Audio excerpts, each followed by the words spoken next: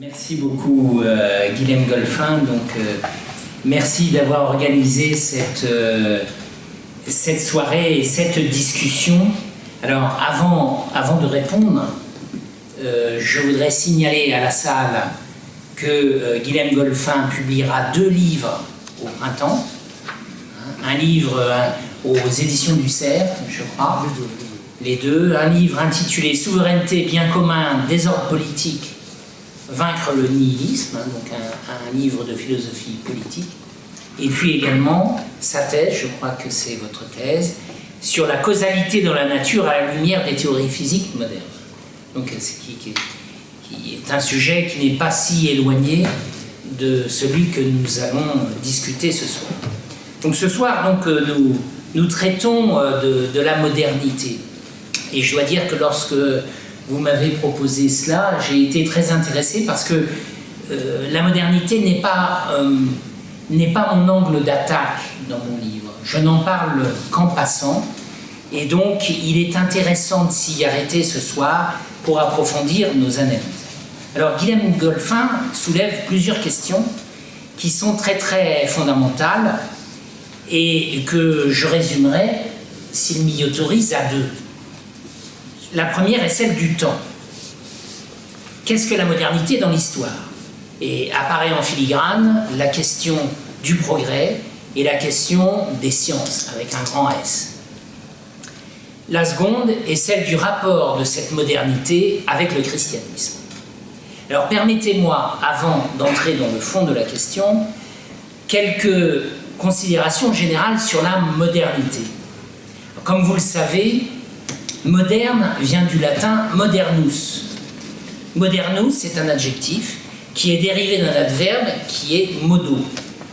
Alors modo, ça marque le temps présent, ou le temps qui vient de s'écouler, ou le temps qui va arriver immédiatement. Fac hoc modo, fais ça tout de suite. Donc la modernité, c'est vraiment le culte de l'instant. Et ça correspond bien au sens usuel de la modernité. Je suis moderne parce que j'ai le dernier iPhone 6. Ah non, c'est le 7. L'instant est passé. Je ne suis plus moderne. Alors, la modernité est ainsi, en quelque sorte, insaisissable, puisqu'elle se renouvelle sans cesse. Et pourtant, les temps modernes représentent déjà 4 ou 5 siècles. Vous disiez qu'il y avait déjà 5 siècles. Donc, quel paradoxe, vous voyez? Un culte de l'instant qui serait multiséculaire. Nous allons y revenir. Alors, reprenons maintenant la question de Guilhem Golphin.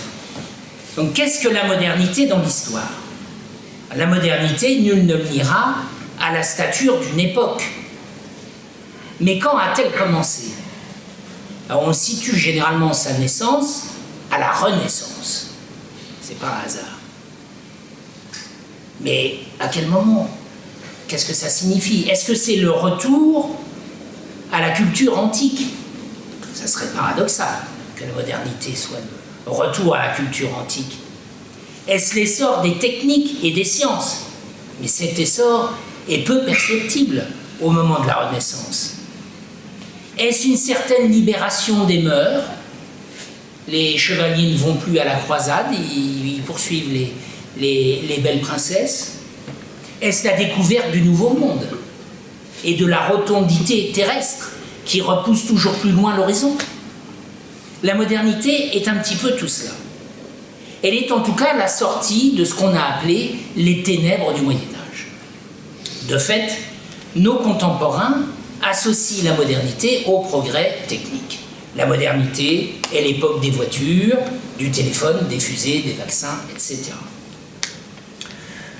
Pour eux, durant le ténébreux Moyen-Âge, l'homme aurait vécu un peu comme ses ancêtres des cavernes, et il aurait fallu attendre qu'on allume les lumières au XVIIIe siècle pour qu'il découvre enfin la physique, la chimie, la médecine et toutes ces sciences et techniques qui lui permirent d'améliorer son ordinaire. Alors la question qui est posée aux philosophes que nous sommes est celle d'un lien de causalité entre l'essor incontestable des techniques durant les 2 derniers siècles et la philosophie matérialiste sous-jacente à cette modernité, à la démocratie. Quant à moi, j'avoue ne pas bien voir ce lien de causalité.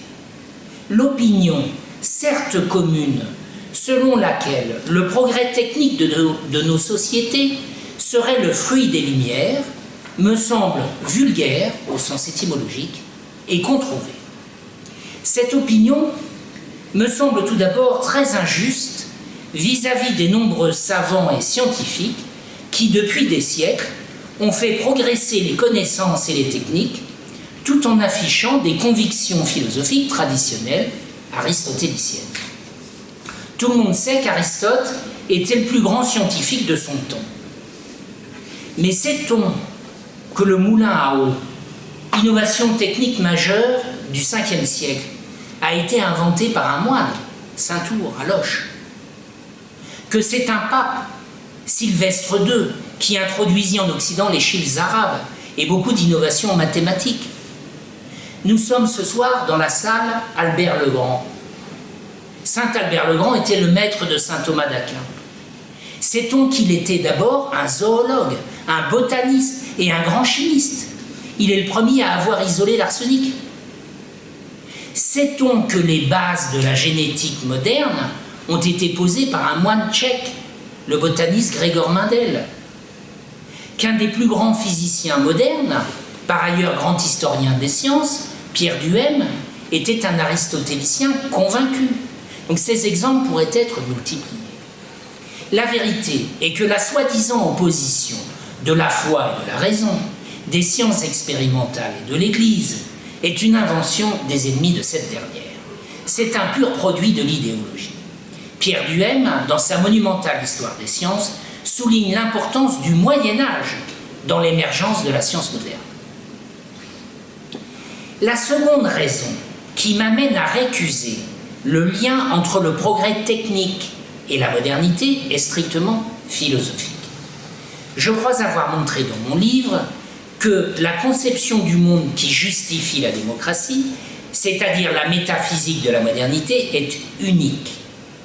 Comme l'a rappelé Guilhem Golphin, il s'agit d'un avatar de la philosophie d'Épicure, que l'on peut aussi bien qualifier de panthéisme que de matérialisme, et dont l'essence est d'affirmer que le monde s'explique par lui-même sans qu'il faille poser, comme le faisaient Platon et Aristote, un premier moteur qui rendrait compte de son existence et lui donnerait des règles. Rien dans ce néo-épicurisme n'a trait directement au progrès technique. Comme vous y allez, me répondrez-vous. Comment ne pas voir que l'infini du monde décrit par Épicure et Lucrèce a été le point de départ du renouvellement de la cosmologie au XVIe siècle et a permis à Copernic et à Galilée de bouleverser notre vision de l'univers. La recherche des autres mondes habités décrits par Lucrèce ne justifie-t-elle pas l'existence de la NASA?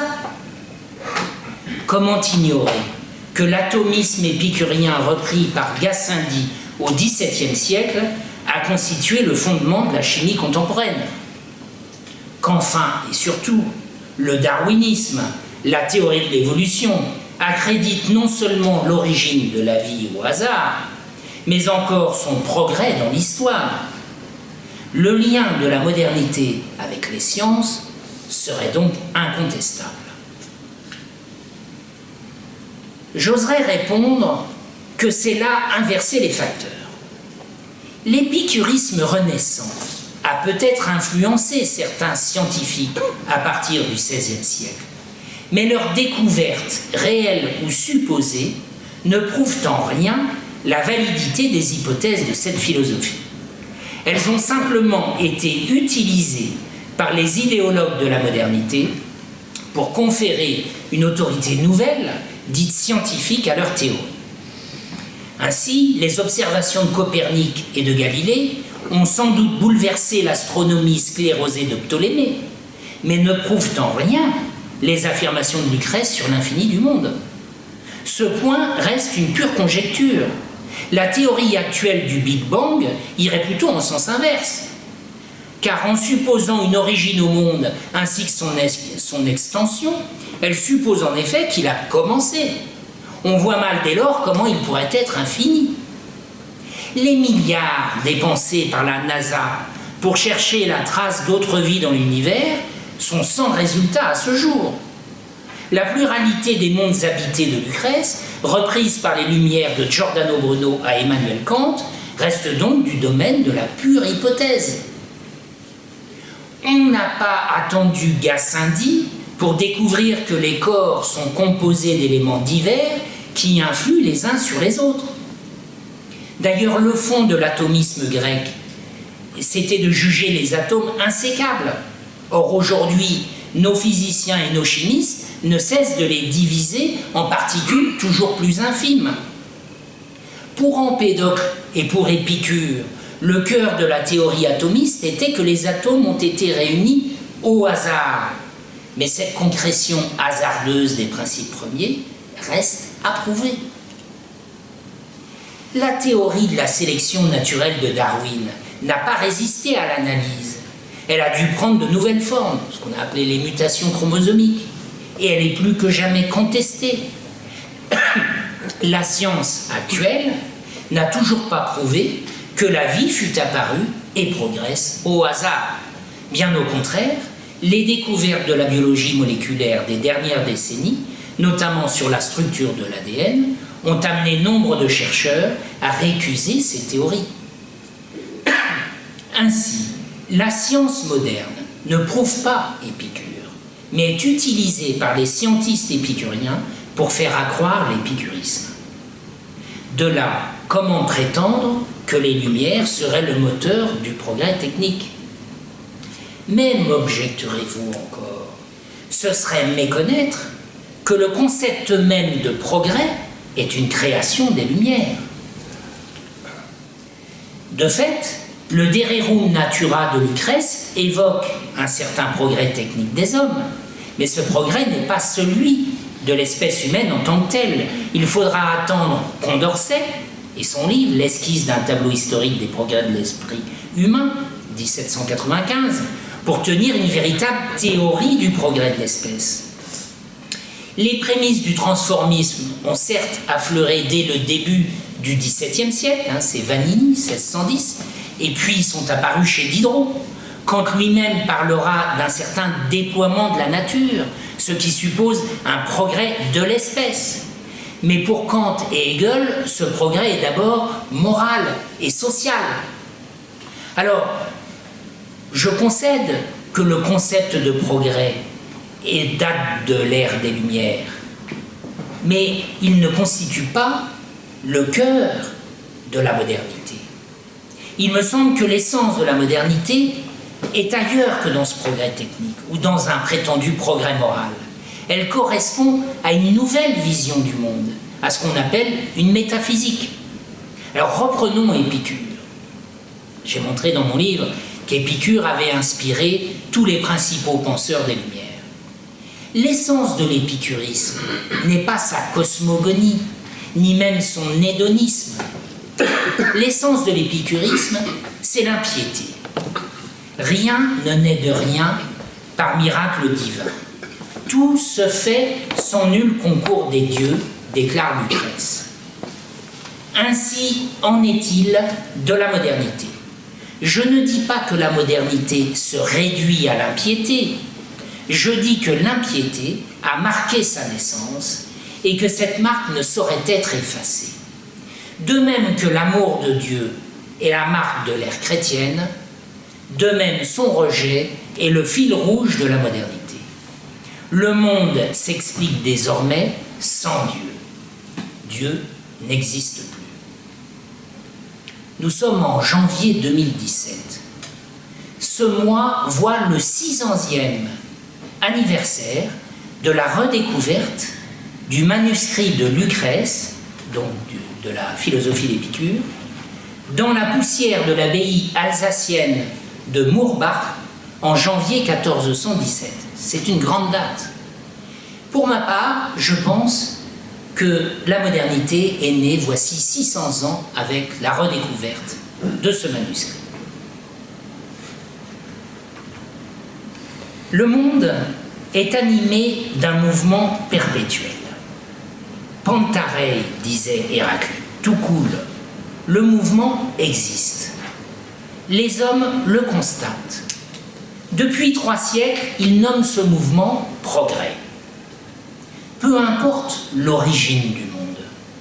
Épicure expliquait l'apparition du monde parce qu'il appelait le clinamen, c'est-à-dire l'inclinaison du mouvement des atomes. Kant parle de cause inconditionnée, de liberté de la nature. Nos contemporains parlent tout simplement de hasard. Le mouvement de la nature n'a pas d'explication. Son soi-disant progrès, encore moins. En réalité, comme l'expliquait en 1878, un jeune philosophe prématurément disparu, Jean-Marie Guyot, le concept même de progrès est directement induit par l'athéisme d'Épicure.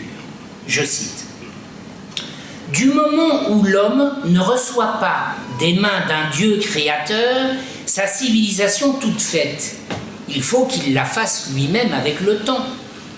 Ainsi, toute théorie non religieuse du monde suppose comme corollaire et comme confirmation une histoire du progrès de l'homme. L'idée de progrès vient s'opposer à celle de création. » Fin de citation. A l'inverse, commente l'épicurien contemporain André Comte-Sponville, si le monde est créé par un ou plusieurs dieux, il n'est guère vraisemblable qu'il puisse progresser. Comment ferions-nous mieux que celui ou ceux qui nous ont créés? Et c'est pourquoi, dit-il, les religions pensent la chute plutôt que le progrès. Ainsi, nous constatons le mouvement de la nature et nous le vivons. Le reste est bavardage. C'est là toute notre philosophie. C'est là la philosophie de l'homme moderne. La modernité est une philosophie de l'évolution, une métaphysique du devenir. Nous venons du rien. Nous progressons vers nulle part. Nous retournerons bientôt au néant. Notre vie ne dure qu'un instant. La seule chose qui importe est la liberté de cet instant. Car cet instant est court, donc précieux. Il faut le goûter et en profiter. La modernité est précisément l'adhésion à ce culte du présent, à cette gourmandise de la terre.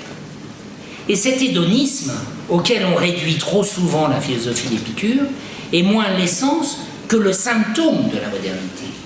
Il est en effet la seule manière de supporter la brièveté de l'instant. Je ne résiste pas à vous lire le discours des impies que nous rapporte le livre de la sagesse. Le temps de notre vie est court et plein d'ennuis. L'homme n'a plus de bien à attendre après sa mort. Et on ne connaît personne qui soit revenu des enfers. Nous sommes nés du néant. Et après cette vie, nous serons comme si nous n'avions jamais été. Le souffle de nos narines est comme une fumée, et la raison n'est qu'une étincelle qui remue notre cœur.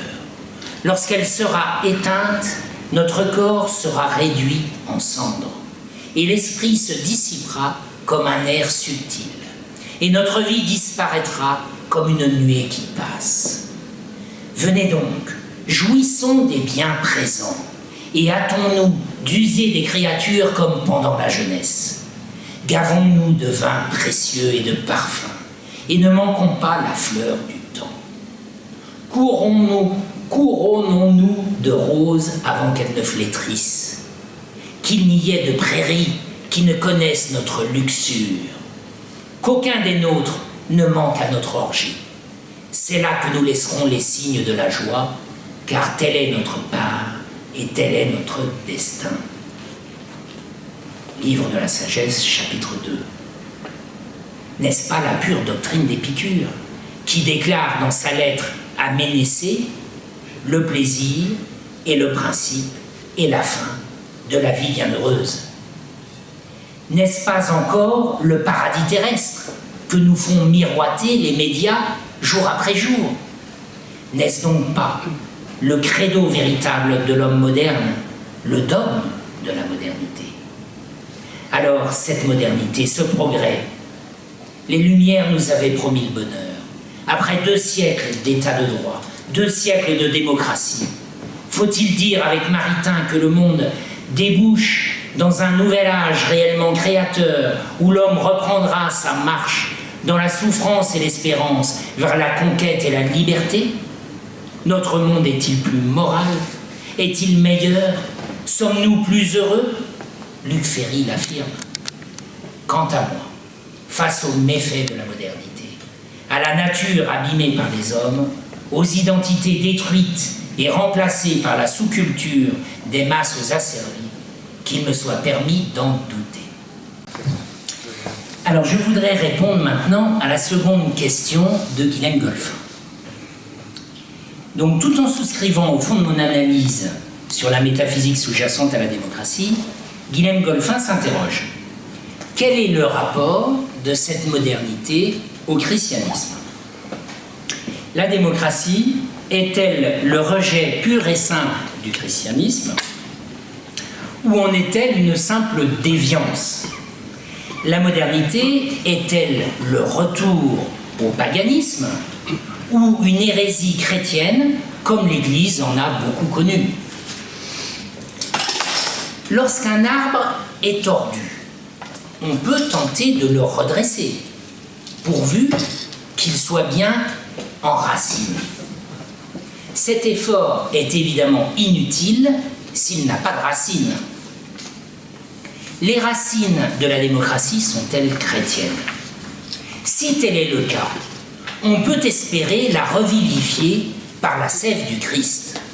On peut rêver en quelque sorte de la baptiser. C'est un peu la démarche que suggérait Léon XIII dans sa fameuse encyclique au milieu des sollicitudes. Si au contraire, la modernité est un pur retour au paganisme, il ne restera aux chrétiens que le martyre. La question est importante. Quel doit être le regard des chrétiens sur le monde moderne? La modernité peut-elle être rachetée? Faut-il s'engager en politique? Guilhem Golphin et moi-même avons déjà abordé ce sujet dans les colonnes de l'Homme Nouveau, à l'occasion d'un dialogue avec Jean Duchesne. Sur le fond, et si je l'ai bien compris, Guilhem Golphin pense clairement que la modernité reste tributaire du christianisme. Pour le prouver, avec une grande finesse, il nous donne 2 raisons. La première est tirée de la conclusion même de mon livre. J'y rapproche en effet le titre de Léviathan qu'Hobbes a donné à son livre, à la figure biblique du Léviathan, qui, comme vous le savez, n'est autre que celle du diable. Je suggère ainsi que la démocratie pourrait être une époque diabolique. Vous voyez bien, me dit-il, que la modernité ne saurait être comprise indépendamment du christianisme, puisque vous-même lui conférez une dimension apocalyptique, eschatologique.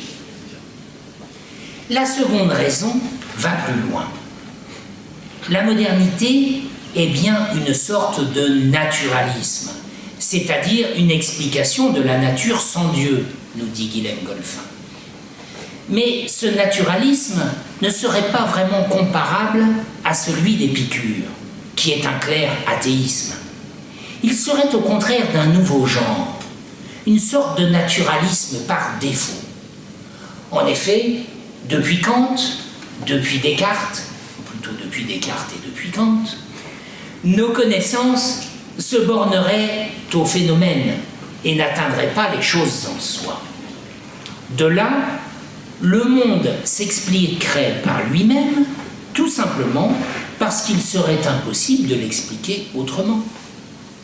Il faudrait concevoir le monde sans Dieu, parce que Dieu n'est pas objet de science. C'est-à-dire qu'il ne peut pas être étudié par les sciences. Dieu n'existerait pas, tout simplement parce qu'il serait impossible d'établir qu'il existe. Ce naturalisme serait ainsi moins le rejet de Dieu qu'une sorte de scepticisme. Guilhem Golphin en veut pour preuve la méthode scientifique elle-même, qui interprète les phénomènes plutôt qu'elle n'explique les choses en soi. Il y a là, dit-il, de l'hermétisme. La modernité serait donc finalement une gnose. Et comme la gnose que combattait saint Irénée, elle serait compatible avec le christianisme, dans la mesure où celui-ci se réduirait à des symboles utiles pour atteindre la véritable connaissance. Et Guilhem Golphin de citer, pas ce soir, mais dans la recension qu'il a faite dans Catholica, la figure de Jacob Böhme. De fait, dans une perspective gnostique, modernité et christianisme feraient bon ménage. De fait, Kant n'oppose pas la foi pure de la raison et la foi historique, mais il les fait cohabiter. Et aujourd'hui, le kantien Luc Ferry écrit des livres sur saint Paul. Ces remarques profondes de notre ami Guilhem pourraient être complétées par l'argument de Jean Duchesne lui-même. Les lumières viendraient incontestablement du christianisme, car elles en porteraient certaines valeurs. La sécularisation, nous dit Jean Duchesne, est un sous-produit du christianisme. La liberté, la dignité humaine seraient des concepts bibliques avant d'être des valeurs républicaines.